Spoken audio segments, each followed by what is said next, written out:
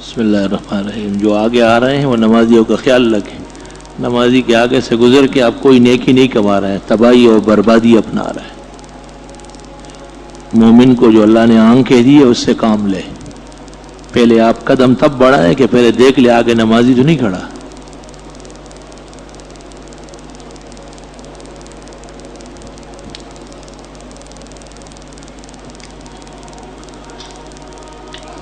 کسی بزرگ کے قبر کے پاس کھڑے ہو کر اس بزرگ کے وسیلے سے یا ان کا واسطہ دے کر اللہ سے دعا مانگنا شرک ہے. وسیلہ دو قسم کا ہے، ایک شرکیہ ہے اور ایک شرعیہ ہے.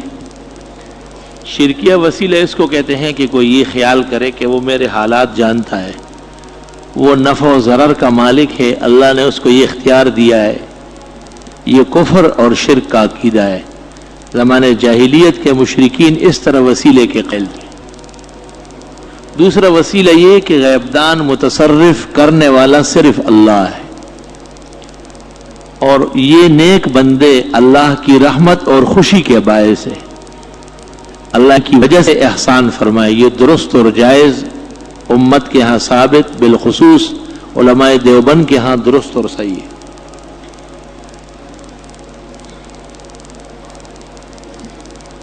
صحیح. جس گھر میں کتا ہو یا تصویر ہو یا جنوبی ہو، جنوب شخص موجود ہو اور اس نے نہایا نہ ہو جبکہ غسل کا وقت مل گیا ہے،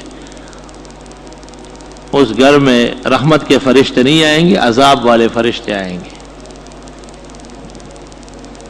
صبح کی نماز اگر قضا گھر پر پڑھنی ہو تو اس کی قرات بالجہر ہونا چاہیے، اتنی جہر کہ آپ سن سکے، جائز ہے بلکہ بہتر ہے. داڑھی مونڈے اور داڑھی کٹے کو سلام کرنا کیسا ہے؟ مسلمان کی حیثیت سے سلام کر سکتے ہیں، لیکن ان کے اس گناہ سے ناراض ہونے کی وجہ سے اگر سلام چھوڑ دے اور یہ خیال ہو کہ اس کو فائدہ ہو جائے گا تو سلام چھوڑ سکتے ہیں.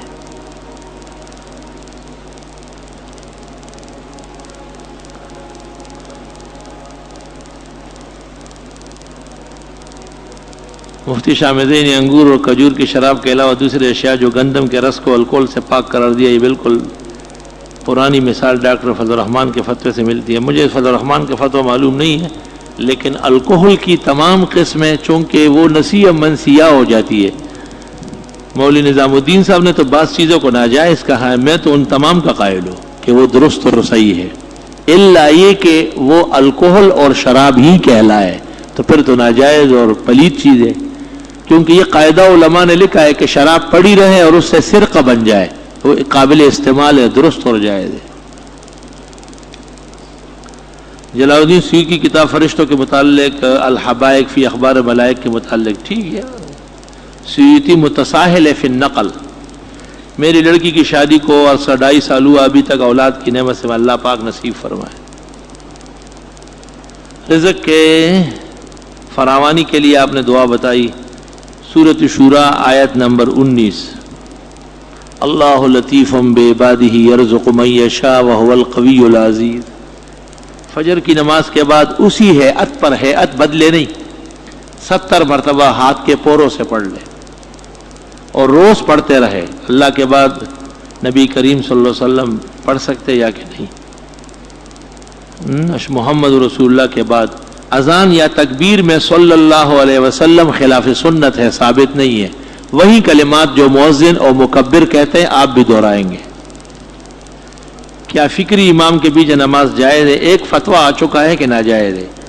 داڑھی ایک مشت رکھنا چاہیے یا جتنی بھی رکھ لے، ایک مشت اور اس سے زیادہ دونوں بہتر ہے، ایک مشت سے کم کرنا جائز نہیں ہے. بخاری شریف کو آخری اس میں عبداللہ ابن فضیل جو راوی ہے وہ شیعہ ہے، تو حدیث کے بارے میں کیا رائے؟ سلف صالحین کے ہاں شیعہ اس معنی میں نہیں تھا جو ہمارے زمانے میں ہے. جو علی اور ان کے آل و اولاد سے زیادہ محبت کرتا وہ شیعہ کہلاتا تھا. ہمارے زمانے میں جو شیعہ ہیں وہ روافض ہے. مستقل فرق لکھا ہے القاعدہ فی علوم الحدیث میں ذہبی نے، الفرق الجلی فی الفرق بین الشیعی والرافضی. روافض کی روایت منع ہے، شیعوں کی جائز ہے. اس زمانے میں شیعہ نہیں ہے، جن کو آپ شیعہ کہتے ہیں وہ روافض ہے.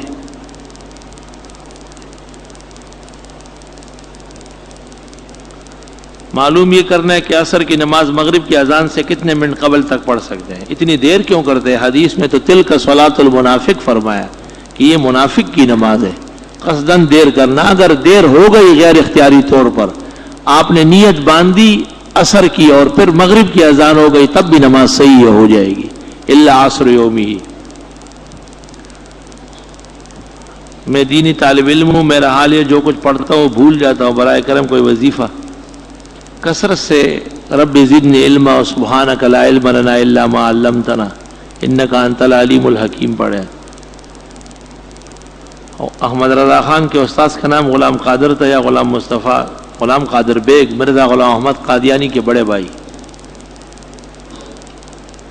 آج کل رضا خانی مذہب چھپ گئی ہے، وہ دیکھ لو. محترم مفتی صاحب، فجر کی سنتوں کی کہاں تک گنجائش ہے؟ جو کہ ہم اکثر دیکھتے ہیں لوگ سنت نہیں چھوڑتے اور بعض اوقات اس کی وجہ سے جماعت چلی جاتی. یہ تو جائز نہیں ہے. امام کی اقتداء میں صفوں میں کھڑے ہو کر پڑھنا بھی سنت منع ہے، سخت گناہ ہے. اور جب جماعت بالکل نکل جانے کا اندیشہ ہو تو بھی سنت فجر ترک کرنا واجب ہے. ہدایہ میں لکھا ہے کہ اگر دوسری رکعت کے رکوع تک آنے کا امکان ہو تو پڑھ کے آ جائے، اور اگر دوسری رکعت کا رکوع بھی نکل رہا ہو یا نکل چکا ہے تو سنت ترک کر دے. ہمارے گاؤں میں نماز جنازہ کے بعد مردے پر قرآن کریم پھیرایا جاتا ہے شریعت کے روشنی میں. یہ وہ ہیلہ کرتے ہیں، اور ہیلہ تو صحیح ہے لیکن قرآن کا رکھنا صحیح نہیں. رافضیوں کے ساتھ کھانا کھانا منع ہے، غیرت کے خلاف ہے. دنیاوی باتیں مسجد میں کرنا جائز ہے جبکہ کوئی مصلحت پیش نظر ہو. رفع یدین کے رد کے بارے میں کوئی سی احادیث بیان کرنے، بہت سارے احادیث ہیں. مولانا امین اکھاڑا کی کتاب دیکھ لو. خود ابن عمر کی روایت مسند حمیدی میں آ گئی ہے، کان لا يرفع یدیہ عند الخفض الى الرکوع وعند الرفع منہ. بات ہی ختم ہو گئی. بعض لوگ فرض نمازوں کے بعد یا سنت نوافل کے بعد جو سجدہ کرتے ہیں، فتاوی عالمگیری فصل فی السجدات میں لکھا ہے کہ عوام جو نماز کے بعد دعا کرتے کرتے سجدے میں چلے جاتے ہیں، یہ منع ہے، بدعت ہے، اس سے ان کو منع کر دیا جائے. ایسا عقیدہ رکھنا صحیح ہے کہ اپنے شیخ کے علاوہ اگر کسی کا بیان سننے سے ذہن منتشر ہو، حالانکہ شریعت سب کے لیے ایک ہی ہے اور یہ فروعی مسائل میں اختلاف تو بہرحال اگر کسی کو عملی نقصان پہنچ رہا ہے تو اس کو اجازت ہو جائے گی.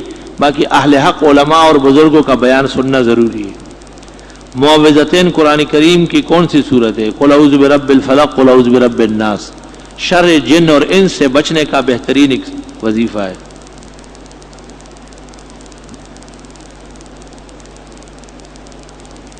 مفتی رشید صاحب نے اذان کے مسئلے میں اپنی کتاب احسن الفتاوی میں لکھا ہے کہ اللہ کے لفظ کو بڑے مد کے ساتھ جو قاری حضرات کہتے ہیں نہ تو کوئی ثبوت ہے، ایسا کرنا غلط ہے.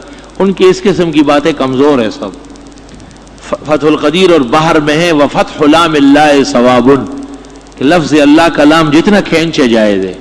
اس میں قاعدہ لکھا ہے السعایا میں مولانا عبدالحی صاحب نے کہ جس حرف کے کھینچنے سے عربیت ختم ہوتی ہے، جیسے آشہاد آنا، یہ حرام ناجائز ہے. اور جس لفظ کے کھینچنے سے عربیت نہیں متاثر ہوتی، اذان میں اس کا کھینچنا مامور بھی اور مندوب ہے، مستحب ہے. وتر آخر نماز رمضان میں تراویح کے بعد وتر پڑھتے. تہجد آپ رمضان میں تہجد نہ پڑھا کریں، سحری کھایا کریں. آپ شعبان اور رجب میں ذرا تہجد پڑھ لیں تو آپ کے ایمان کا پتہ چل جائے گا. رمضان شریف میں 20 رکعت تراویح میں 8 رکعت قیام اللیل اور 12 رکعت تہجد ہے.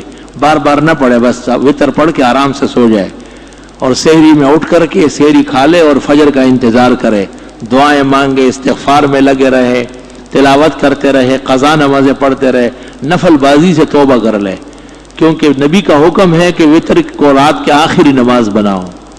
آپ اٹھتے تو ہے سحری کھانے کے لیے، ویسے 2-4 رکعت تہجد پڑھ کے وتروں کو برباد کر دیتے.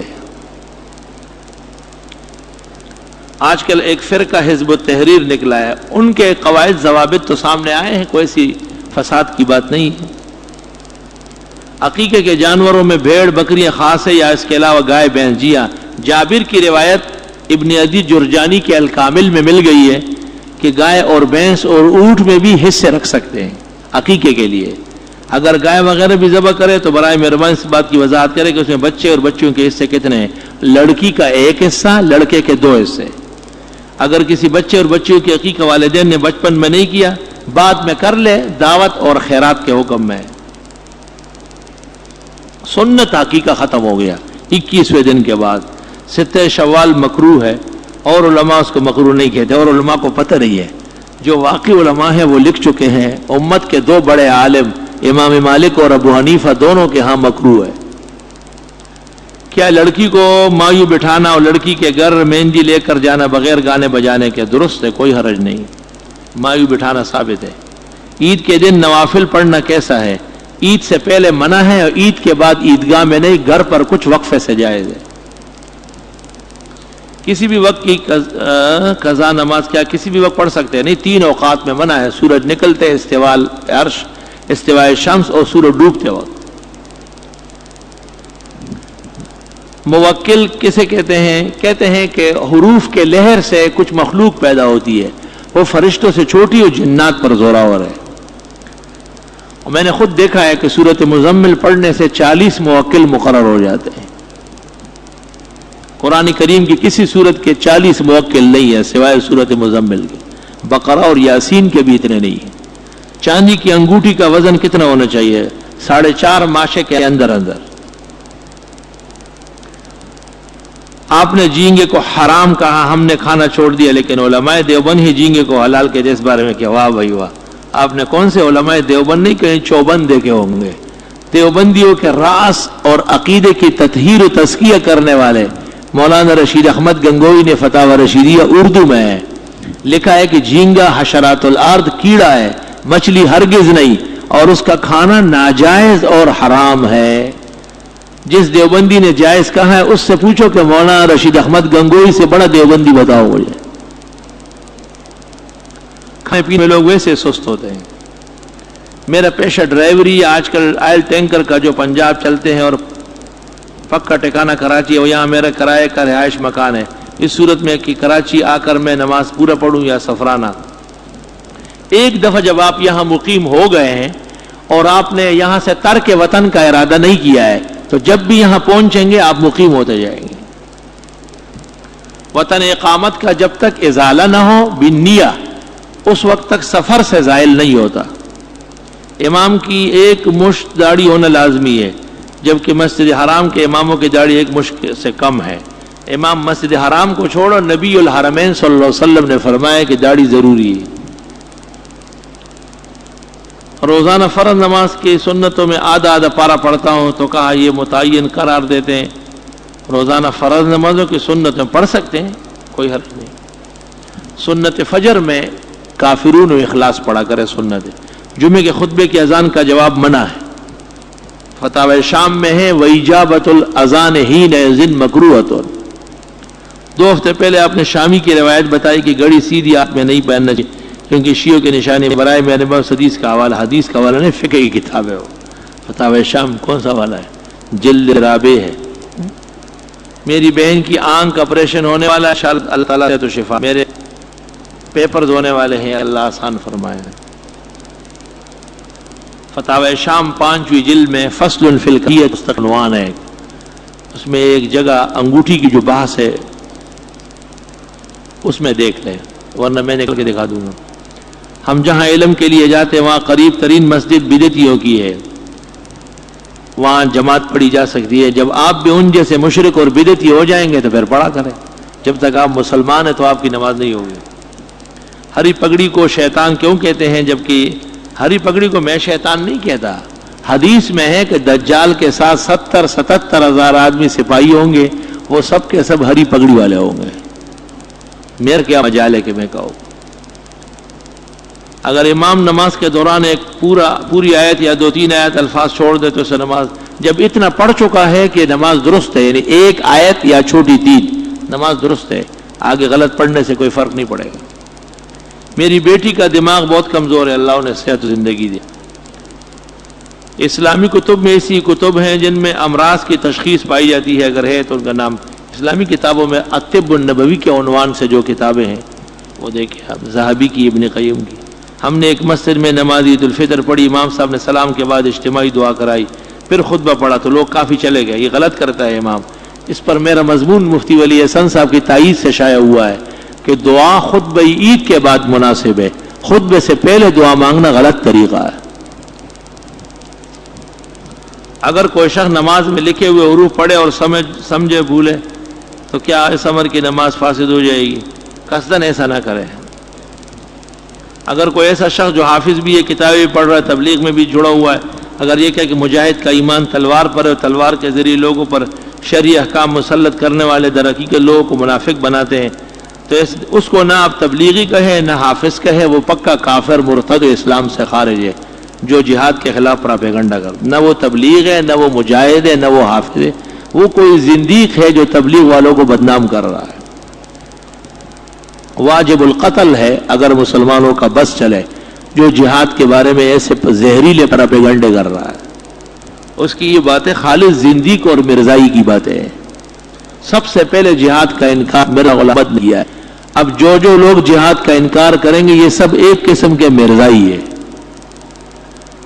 اگر مجاہدین جن کے پاس وسائل نہ ہونے کے برابر ہو، اگر وہ حکومت کا مال حاصل کر کے انہیں بیچ کر اپنے مال میں اضافہ کرے تو ان کا یہ عمل شرعی طور پر، پہلی بات تو یہ کہ وہ مجاہدین ہیں یا وہ ڈاکو اور لٹیرے ہیں۔ لوگوں کے مال غصب کر کے کھانا پینے یہ تو مجاہدین کا کام نہیں۔ ایسا معلوم ہوتا ہے کہ جہاد کے نام پر ڈاکہ اور لٹیرا پن شروع ہو چکا ہے۔ آپ میرے خیال سے ہر وہ شخص جو واسکٹ پہن لے اس کو آپ مجاہد سمجھتے ہیں، کسی کی دکان توڑے یا کسی کا گھی کا ٹین اٹھائے بس وہ مجاہد ہے۔ مجاہد تو حرام سے بچنے والا اور حلال پر جان دینے والا ہے۔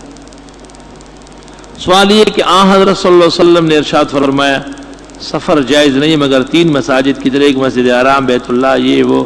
آپ کہتے ہیں کسی بدعتی کو سلام نہیں کرنا۔ اچھا جی، اس حدیث کا مطلب یہ ہے کہ کسی جگہ کا سفر ان 3 مساجدوں کے برابر سمجھ کر کرنا جائز نہیں۔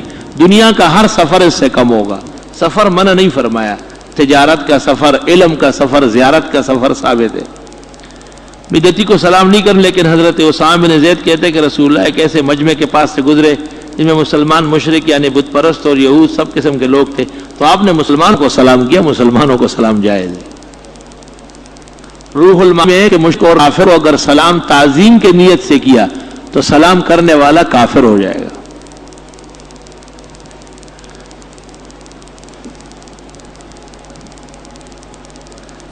آپ کی کتاب جس میں صحیح مسلم کی حدیث ہے کہ شوال کے 6 روزے رکھو، جب یہ حدیث آ گئی تو امام مالک اور ابو حنیفہ کی رائے کی کیا حیثیت ہے؟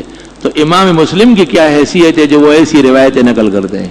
یہی بات تو آپ سے بھی پوچھی جائے گی۔ نتیجہ یہی نکلا نا کہ امام مالک اور ابو حنیفہ کے انکار کے بعد وہ روایت مطرود ہو جائے گی۔ اصل میں آپ امام ابو حنیفہ اور مالک کو جانتے نہیں ہیں اور نہ مسلم کو جانتے ہیں۔ اس کا جواب میں نے احسن المقال میں لکھا ہے۔ محلے میں رافضی خاتون کا انتقال ہوا، ایسی صورت میں ان کے گھر افراد سے تعزیت جہاں تک بہتر ہے کہ بچے اگر گھر بھی نہ کہ بار کر لے، اخروی دعا کافر کے لیے کرنا منع ہے۔ وضو کر کے سونے کے بعد رات میں جتنی بار آنکھ کھلے گی کیا ہر بار وضو کرنا؟ ایک ہی دفعہ کافی ہے۔ بدعتی علماء دیوبند کے حضرات کو یہ کہتے ہیں جس کی وجہ سے آپس میں یعنی گھر کے لوگ اور رشتہ داروں میں فاصلے پیدا ہو گئے، یہ تو اس وقت بھی ہوا تھا جب حضرت مبعوث ہوئے اور آپ نے شرک کا رد کیا تو مشرکین ناراض ہو گئے تھے، 13 سال تک آپ کو تکلیفیں پہنچائی، مدینے کے 10 سال تک آپ سے لڑتے رہے۔ یہ مشرکین کی عادت ہے، لڑائی اور جھگڑا مشرک کا کام ہے، اہل حق سے کرنا، اس کے لیے تیار ہو جائے آپ۔ الحمدللہ رب العالمین، نستغفرک اللہم ونسألک السلام والعافیہ، لا الہ الا اللہ وحدہ لا شریک لہ، لہ الملک ولہ الحمد وعلی کل شیء قدیر۔